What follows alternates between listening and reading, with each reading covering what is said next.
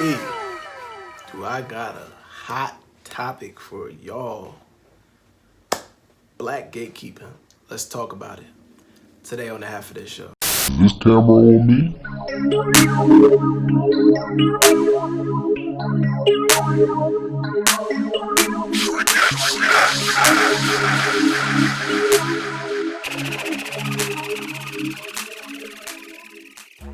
Alright, welcome back to another episode of the Half of This Show. As always, it's your boy Jay Half a Day, back in the building, back in business, back from getting destroyed by the midterms. Hope y'all doing alright. I'm not, but we gotta get these episodes out. So this week we are talking about black gatekeeping and what that means, the impacts and implications of that, what it looks like, where it's going, why it needs to stop expeditiously. And we're going to get into that today on this week's episode. So let's get into it. Black gatekeeping. Look what money makeup. Watch your profanity. Do. Make you do some strange things. But black gatekeeping, or black keeping, as I like to call it, is where you see in these places of elevation in terms of economic standing, educational standing, locational standing. Basically, when we as black people remove ourselves or move away from where we came from and slowly get closer to better position in America, we have a few black people who are standing at the gate, at the threshold between superior economic standing and poverty, or superior education and dropping out, or a better neighborhood and the trenches, the hood, whatever you want to call it. Basically, white people are no longer gatekeeping us. Well, they are, but there's black people also assisting them in keeping us in our place.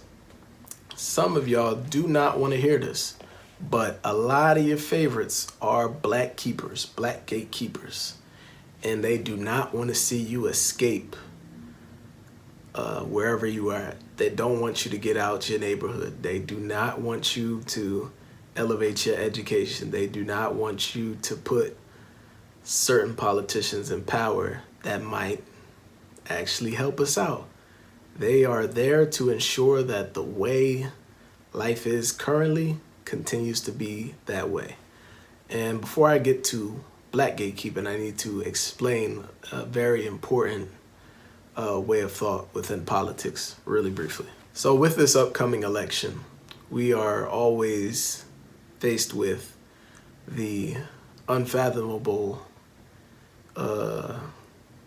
ultimatum between the ultimate evil, Donald Trump, and the white savior, which is a conservative centrist Democrat, so to speak. What's the difference between those two besides outward emotion and perspective? We're not going to talk about that. Policy-wise, Republicans and central conservative Democrats are the same thing. That's not a shocker to a lot of y'all. There's a difference between a progressive and a liberal.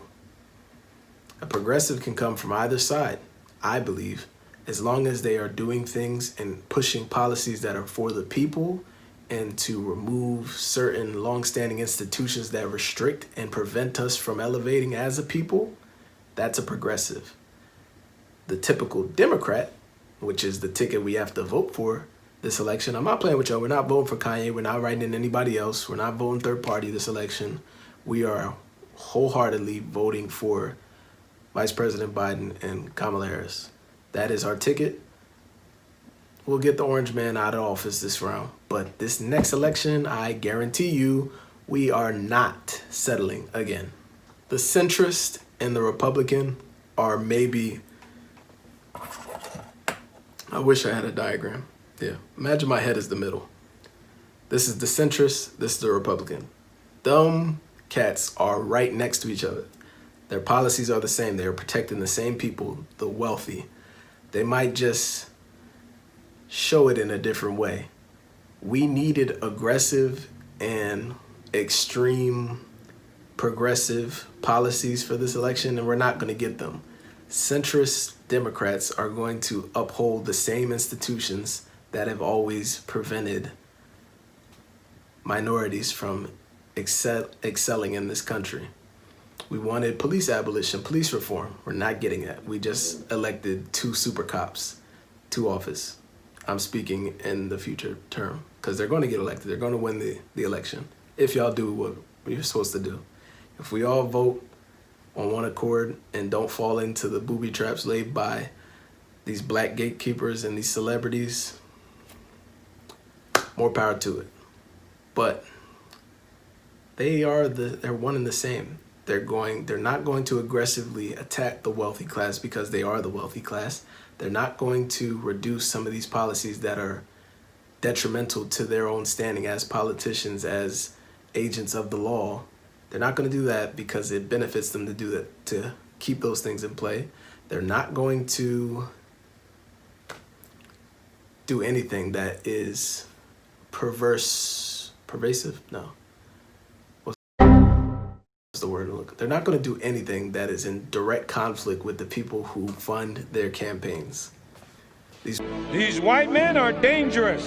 These wealthy corporations and these notable and prominent politicians, they work together. It's the private and public partnership, so to speak, where these companies benefit from endorsing and funding these campaigns, and in return they get certain things, certain policies pushed forward that are either beneficial or don't harm them at all.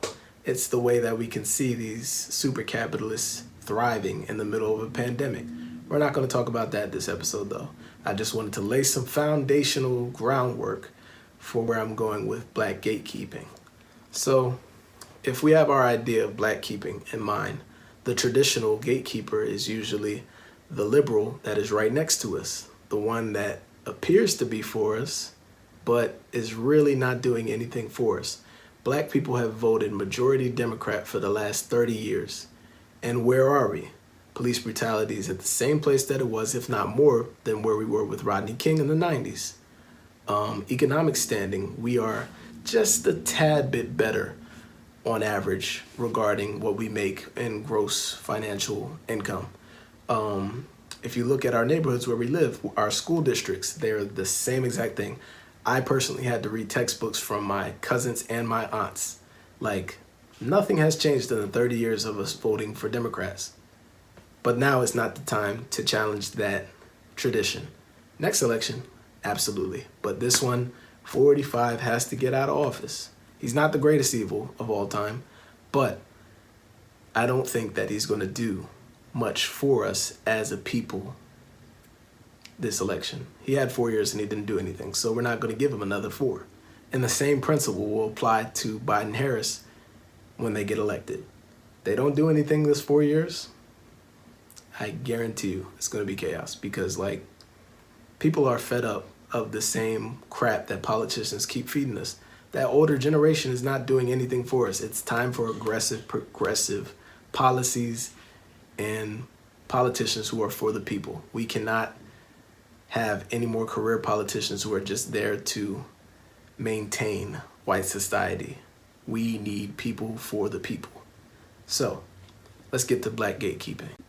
The black gatekeepers have been, if you actually remember the episode on industry plants, black gatekeepers were the ones who were anointed and appointed and placed in these positions to do the job that these liberals, these conservative Democrats have always done. Now that they've recognized that they can manipulate notable figures in the black community to do the same thing, their job has gotten so much easier. If you look at it in academia, you have that professor, that advisor, or that just scholar that you see on Twitter who's verified and has a little bit of notoriety or clout because they did research. They're looking down at this younger generation coming up of black people and saying, I can't let them invade my space because then they might start to change the narrative. I can't let them get in my space because then they might replace me and then I might not be able to have my own standing economically or just in terms of world perspective. These black gatekeepers do not want more black people in these spaces because it's territorial. The closer they are to whiteness, there's only so much space for a few more Negroes. If I'm the black gatekeeper and I allow one more person to occupy my space, I'm no longer special to massa. That one stings, but you get the point. Black gatekeeping is in place to reserve their proximity to whiteness and wealth and power. The more black people in that space, the less they have of that flavor that they've so desired their whole life. They're sellouts. Now this is where it gets extra hot and spicy. So let's talk about Ice Cube, because a lot of people have had a super large problem with what he's doing. So please explain to me, somebody, why it is such a problem for black people to recognize people within the community who are truly doing something for the community. I feel like we are the only group in America who has a problem with who represents us as a people. Oh, he's not smart enough. Oh, he's not wealthy enough. Oh, he's not known enough. Oh, he's too hood. He's too uneducated. He's a rapper. He's an actor. He's an activist. He's not really in the streets. He's not this. He's not that. He's a man. She's a woman. They, them, that type of things. I feel like we're the only one who has a problem with who gets to represent us as a people, quote unquote. Like, I really believe that it does not matter. If somebody has genuine intentions and they're doing something good for the people, why does it matter who gets to go sit at the table and have these conversations? And even then, the conversation that we're having seems to be a problem because of who we're talking to. If you look back historically, Martin Luther King, everybody's favorite, my favorite included, one of my heroes, one of my, you know what I'm saying? Like, you look to Martin Luther King and we all have positive things to say about him. But Martin Luther King worked with Lyndon B. Johnson, who wasn't very popular at the time, to get these civil rights policies pushed and solidified into history. Nobody had a problem with that. And I'm not equating Martin Luther King with Ice Cube. However, these things within the black community are nonpartisan issues. So whoever is in power, we need to be having conversations with them. It seems like we as a people are too good to talk to the conservative, the Republican across the table because we've always voted and been for Democrats. It's time to get that out of our mind, out of our culture. Democrats have had so much time, and look where we are at. I'm not saying for this election, but the next one. It's time for us to stop automatically giving them the benefit of the doubt that, oh, eventually they'll start doing good by us. But it's like, if I am Ice Cube and I have a well thought out policy, I haven't read the contract with Black America, but if I have a well thought out policy that has been drafted and helped, and then somebody else helped me, like educators and scholars have helped me draft this up, and I give it to both sides. One side tells me, we'll look at it after the election. And another side says, we'll implement some of these things right now. Who am I going to be more likely to have conversations with? For one side is already in power and has the power to do things right now. The other side might not even get it because there's still a strong possibility that 4 or 5 might get reelected. I don't see it happening, but it could. So, like, they're saying, yeah, we'll look at it after.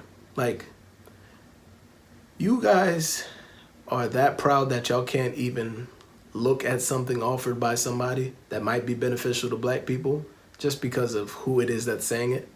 Now, if that policy, the contract with Black America, would have came from the NAACP, are we still questioning who it got sent to? Or is it just because Ice Cube sent it out, now he's a sellout?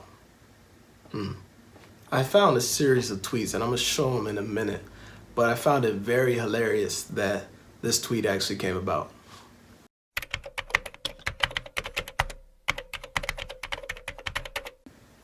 So you seen the tweet. This person said basically that he's not educated enough. He's not well versed in the climate of things. He's selling out and he doesn't even know what he's doing. How dare he try to represent us? That's the gist of these tweets. Now, the Democrats have had a very unique strategy for advertising Go Vote. They've used every single celebrity that is on the table in America right now to push this Go Vote thing and vote blue. They've had conversations with Cardi B. They've had a bunch of actors strip naked and tell people to go vote. They've had strippers strip to the head to the pole or something like that. They're even about to have a live rap battle to tell you guys to go vote. But you guys have a problem with representation when it comes to somebody actually bringing policy to the table. They've been using these celebrities to, and I think it's kind of insulting actually, the way they've been using these celebrities to get us to go vote. It's like they think that that's the only thing we care about when it comes from a celebrity's mouth. I think we as a people would have way more, what's the word? We'll be way more likely to vote blue automatically if the conservative, liberal Democrats, the centrists, did more for black people instead of just lip service. They've been talking. These policies for all is all they've done for the last 30 years. And yeah, they've benefited us slightly. But when are you guys going to give us justice? When are you guys going to correct slavery? When are you going to do something for the descendants of slaves? It seems like never. So until we actually get actual credible plans to do something, we need to be pushing our own policies to both sides of the fence. I'm going to say one more thing about black keeping, and then I'm going to be quiet about this for a minute, because I think it's very ridiculous that the people that are gatekeeping are not even really immersed within the community or the culture. And this is not to me to dictate who's black and who's not. I mean, y'all had no problem when Vice President Biden did it. He said, you ain't voting for me, then you ain't black. Y'all had no problem with that. But when a black person is telling you that these people are not for black people, red flag, red flag, red flag. But yeah, these people aren't even in the community. So why are we even looking to them to speak for us, to prevent us from having access to these places? Stop listening to these blue check blacks. Boy, I got to do another episode actually, because liberal propaganda is a real thing. And they use a lot of these black gatekeepers to push it forward. They've already tried to crucify Ice Cube, and he really wasn't doing anything wrong. Point is, stop black gatekeeping. When it comes to issues for black people, we need to be open to conversations with any and everybody that can actually do something for black people, no matter who it is. We can't be too prideful to receive help from the other side of the fence, so to speak. Because when we're on the same side as some politicians, the fence don't get no lower and we don't get no higher. But you know what does increase? The grass, the weeds, and all the wildlife that's in there with us. Those issues keep increasing. It's time for change, and it's time for us to look to whoever can help us get out of the weeds and get over the fence. Until justice is delivered for the descendants of slaves, that means some form of reparations, that means correction to these institutions that continue to systematically oppress us. Until these things are removed, we cannot be, we can't be mad at who represents us. We can't be mad at how we get to where we need to get. What did Malcolm X say? By any means. These are the means. You telling me if there's a Republican president in office for the next 16 years. We're just going to sit around and wait for a Democrat in order to have these conversations about reparations? No. As always, this has been another episode of the Half a Day Show, bringing you education, entertainment, and everything in between. See y'all next week.